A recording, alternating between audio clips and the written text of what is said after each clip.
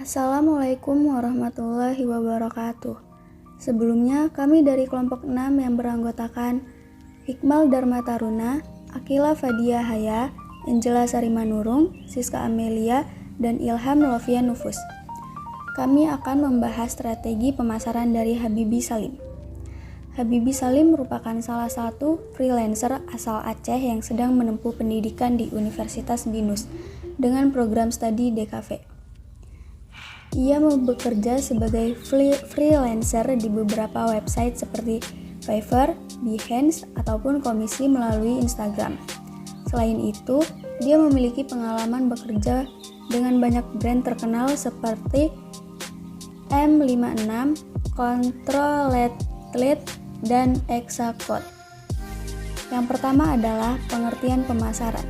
Pemasaran adalah serangkaian kegiatan yang dilakukan oleh sebuah perusahaan atau individu untuk mempromosikan, menjual, atau mendistribusikan produk atau jasa mereka kepada pelanggan atau konsumen.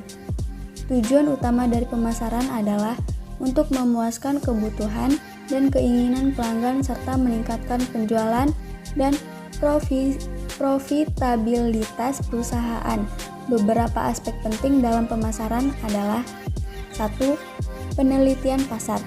Habibie melakukan penelitian pasar untuk memahami kebutuhan dan keinginan calon kliennya dan menentukan segmentasi pasar yang tepat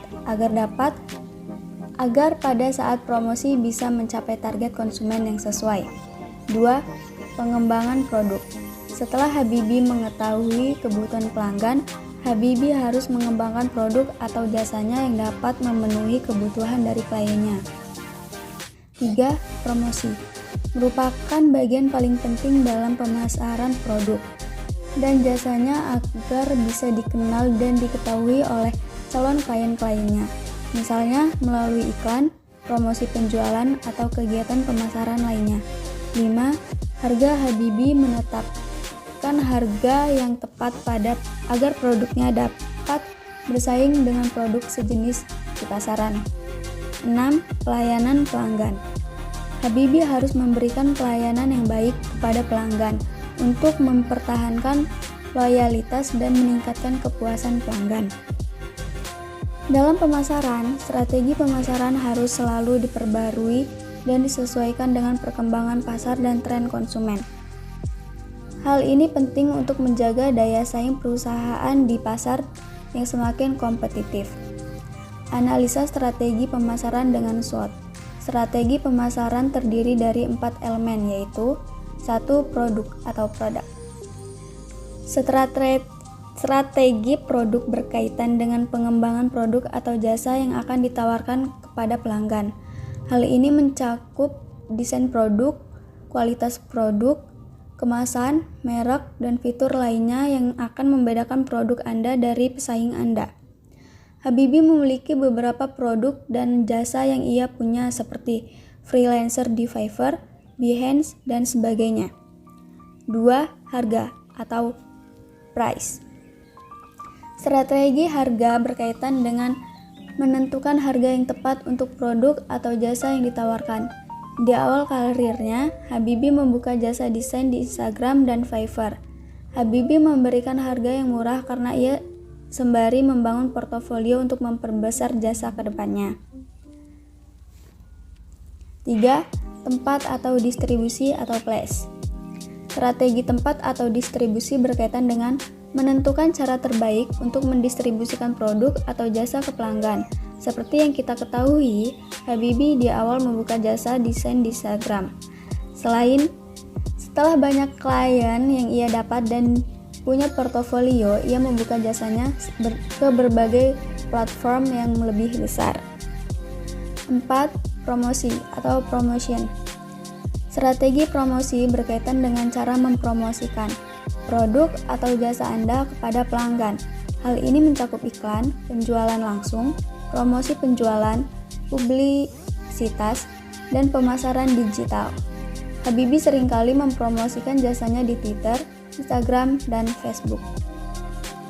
Strategi pemasaran yang sukses harus memperhatikan 4 elemen ini secara seimbang dan sesuai dengan kebutuhan pasar dan pelanggan. Perusahaan harus terus memantau perkembangan pasar dan tren konsumen serta melakukan penyesuaian strategi pemasaran secara teratur agar dapat tetap bersaing di pasar dan semakin kompetitif. Analisa strategi pemasaran dengan SWOT. Analisis SWOT atau Strength, Weakness, Opportunities, dan Strength adalah alat yang berguna dalam menganalisis strategi pemasaran.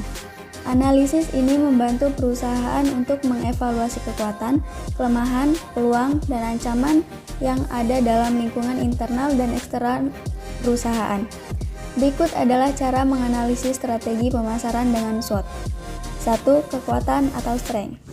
Kekuatan adalah faktor internal yang positif dan perusahaan. Hal ini mencakup keunggulan produk, merek yang kuat, jaringan distribusi yang luas, dan sumber daya manusia yang terampil.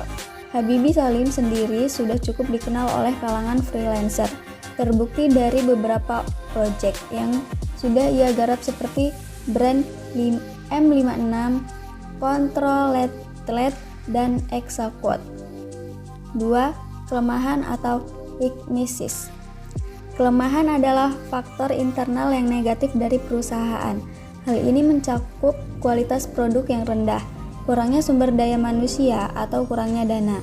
Kekurangan dari Habibie adalah tidak adanya anggota atau karyawan tetap yang dapat membantu dia saat banyak pesanan, sehingga setiap kali mendapat pesanan dalam jumlah banyak ia selalu mencari freelancer lainnya. 3. Peluang atau opportunities. Peluang adalah faktor eksternal yang positif yang dapat dimanfaatkan oleh perusahaan. Hal ini mencakup adanya pasar yang berkembang, tren baru dalam industri, atau perubahan teknologi. Peluang yang dimiliki Habibie cukup bagus, karena zaman yang serba digital ini, banyak sekali perusahaan-perusahaan yang membutuhkan jasa untuk desain. 4. Ancaman atau threats. Ancaman adalah faktor eksternal yang negatif yang dapat mempengaruhi perusahaan. Hal ini mencakup adanya pesaing yang kuat, perubahan tren pasar, atau perubahan regulasi. Namun tak sedikit juga freelancer saat ini yang banyak memiliki jasa dan produk yang sama seperti Habibie Salim. Setelah melakukan analisis SWOT, perusahaan dapat mengembangkan strategi pemasaran yang lebih efektif dengan memanfaatkan kekuatan internal, meminimalkan kelemahan internal, memanfaatkan peluang eksternal, dan mengatasi atau meminimalkan ancaman eksternal. Kesimpulannya, dalam beberapa prakteknya, freelancer yang sebagai narasumber kami melakukan pemasaran sesuai dengan analisis SWOT. Namun di beberapa kasus narasumber, kami suka mengabaikan analisis ini, sehingga beberapa pekerjaan atau proyek tidak berjalan semestinya dan sulit untuk diselesaikan pada klien. Sarannya, kami mempunyai berbagai saran untuk narasumber kami yang kadang tidak memperhatikan SWOT, yaitu dengan cara merekrut pekerja yang mampu mengelola beberapa proyek untuknya, sehingga narasumber kami bisa fokus untuk memanajemen banyak proyek karena pikirannya tidak terbagi-bagi. Sekian presentasi dari kelompok 6, saya ucapkan terima kasih. Wassalamualaikum warahmatullahi wabarakatuh.